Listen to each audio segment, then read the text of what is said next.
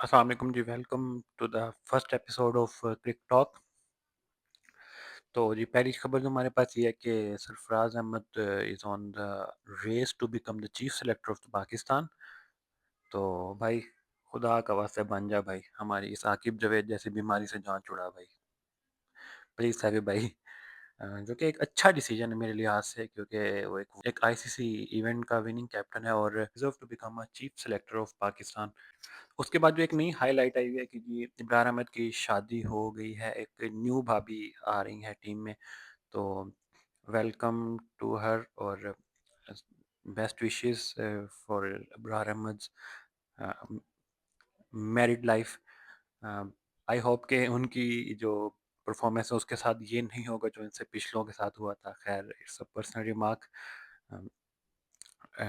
और उसमें एक नई हाईलाइट मैंने देखी है कि नसीम शाह की प्लेट के ऊपर काफ़ी ज़्यादा लोग क्रिटिसाइज़ कर रहे हैं कि उसकी प्लेट में राइस इतने ज़्यादा है, कोल्ड ड्रिंक ज़्यादा है। भाई उसकी पर्सनल लाइफ भी है, उसको छोड़ दो कम से कम।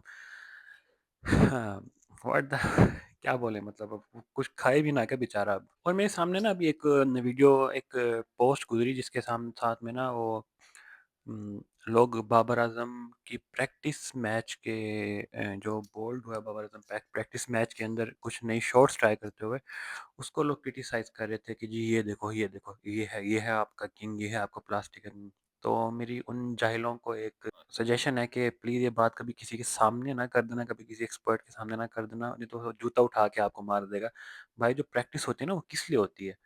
प्रैक्टिस इसीलिए होती है ना कि आप कुछ न्यू ट्राई करें, आप कुछ नया अच्छा करें और आप उसको मास्टर करें। तो हमेशा स्टार्ट तो ऐसे ही होता है ना। तो उसने जो चीज़ें ट्राई करनी है तो वो कर रहा है ना, अभी भी कर रहा है वो, हालाँकि उसको कुछ प्रूव करने की ज़रूरत नहीं।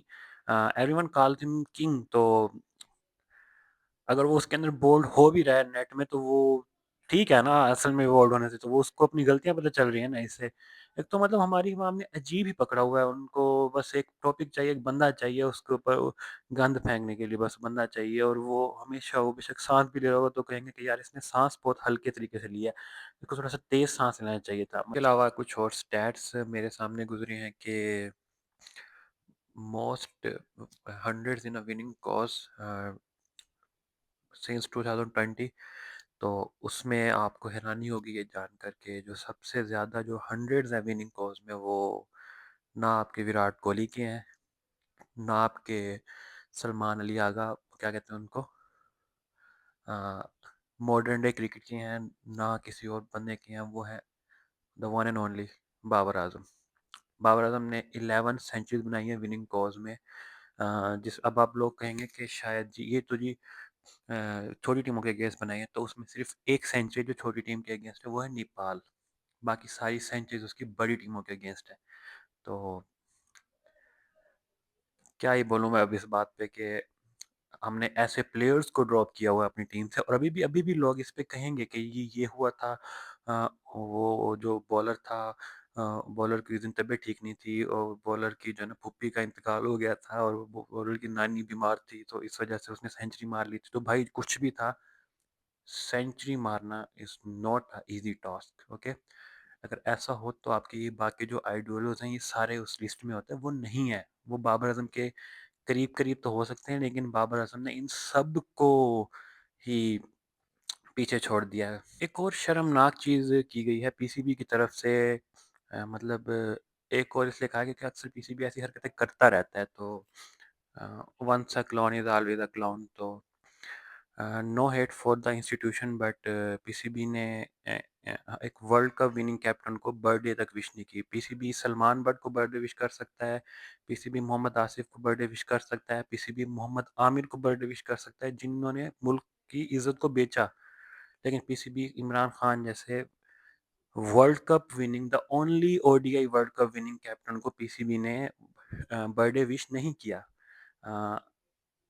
आई don't know what's the reason. Reason तो पता है सबको, बस बोलेगा कोई नहीं, क्योंकि हमने इस मुल्क में रहना भी है। तो मुझे नहीं समझ आती कि और कितना हमने लोगों के सामने अ, मजाक बनना है। अ, कम से कम एक बर्थडे विश तो कर सकता था पीसीबी एक्चुअली। एक लेजेंड को ऑनर दे सकता था।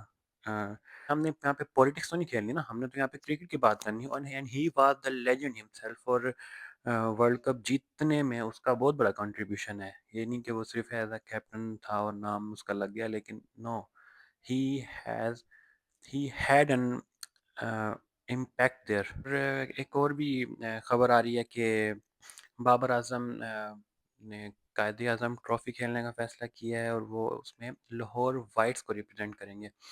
तो जो कि एक अच्छी बात है, बाबर आजम को डोमेस्टिक में इंट्रो, इससे डोमेस्टिक में काफ़ी प्लेयर्स का हौसला बुलंद होगा और उनको भी होगा कि एक ना बड़ा लेजेंड हमारे साथ खेल रहा है, तो एक बहुत कुछ सीखने को मिलेगा उन्हें। So best of luck to Babar Azam for that. शायद वो स्टार्टिंग वाले मैचेस में नहीं होंगे, आफ्टर साउथ अफ्रीका सीरीज तो वो टीम को ज्वाइन करेंगे, बट जो भी होगा अ, मेरे ख्याल में ये उन लोगों के मुंह पे ब्लो है बहुत बड़ा, कि जो सिर्फ टीवी पे बैठ के बातें करते हैं और डोमेस्टिक में नहीं जाते, कि हमने बस ये कहते हैं कि हम टीम टीम में खेलना डिजर्व करते थे, ये करते थे, वो करते थे, बट खुद को प्रूव करने के लिए यही ऑप्शन है ना आपके पास, तो आप जाए ना उधर खेले ना, क्यों नहीं खेलते आप? बाबर आजम भी तो खेल रहे हैं ना। तो पीसीबी ने कुछ दिन पहले एक 18 मेंबर्स का स्क्वाड बनाया था साउथ अफ्रीका टेस्ट सीरीज के लिए। तो अभी उसमें से आमिर जमाल को रिलीज़ कर दिया गया है और फैसल अकरम को भी रिलीज़ कर दिया गया है। तो फैसल अकरम का तो मैं कुछ नहीं बोलूँगा, लेकिन आमिर जमाल को क्यों रिलीज़ किया है? वो तो खेलना डिज़र्व करता था एटलीस्ट, मतलब आई डोंट नो उसके साथ क्या हो प्रॉब्लम है और उसको क्यों नहीं लेके जा रहे हम, या क्यों नहीं उसको टीम में लेके आ रहे हम। अगर टीम में बाकी लोगों की जगह बन सकते तो ये तो एक अच्छा ऑलराउंडर साबित हुआ था हमेशा। ऑस्ट्रेलिया में इसने छक्के मारे थे, मुझे याद है। इसने विकेट्स ली थी, किसी को ही चांस नहीं दिया। पता नहीं अब पीसीबी के थिंक टैंक्स को ज़्यादा पता होगा इस चीज़ का, बट एज अ व्यूअर मेरे लिए ये चीज़ काफ़ी शॉकिंग थी कि आमिर जमाल टीम में नहीं है। और एंड में एक और चीज़ है कि सम रूमर्स आर के सरफराज अहमद चाहते हैं कि बाबर आजम को वाइट बॉल कैप्टन बनाया जाए। तो सैफी भाई, माफ़ कर दो भाई, मतलब बाबर आजम एक बहुत अच्छा प्लेयर है, प्लीज़ उसको कैप्टनसी दे के दोबारा से इसको फ्लॉप ना करो। मतलब फिर सारे लोग कीचड़ उस पे उछालेंगे। अभी ठीक है ना, आप मॉडर्न डे क्रिकेट खेलने दो सैफी भाई इनको, और ताकि इनको एक तरह से सही तरीके से एक्सपोज हो जाए ना, तो फिर तब पता चलेगा आपको कि वी लॉस्ट अ जेम। और बाबर आजम के लिए भी वो ठीक है कि बाबर आजम की इज़्ज़त उससे बहाल हो रही है और होगी भी सही। एक्चुअली हम लोगों का मसला यही है ना कि हम लोगों को एक ना वो चाहिए होता है, डस्टबिन चाहिए होता है गंद फेंकने के लिए।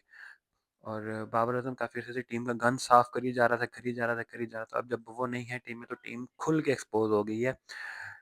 अ, अभी रिसेंटली देखा था ना, फाइनल में फाइनल में हमारे 8 प्लेयर ने डबल फिगर ही टच नहीं किया था। तो दिस इज होल औकात of our team. I hope आप सब समझ रहे होंगे मैं क्या कहना चाह रहा हूँ। मुझे ज़्यादा बोलना नहीं चाह रहा इस मामले में, लेकिन आई थिंक ये डिसीजन अच्छा नहीं, बाबर आजम का एज प्लेयर खेलना चाहिए। अ, बाकी अब सीरीज शुरू हो रही है साउथ अफ्रीका के अगेंस्ट, तो best of luck to the team. और मुझे मौका मिला तो शायद मैं हर डे का अलग-अलग एक वीडियो बनाऊंगा हर डे पे, लेकिन हर डे पे ना बना सका तो at the end of the match तो मैं बना ही लूँगा। तो इंशाल्लाह मिलते हैं। अल्लाह हाफ़िज़।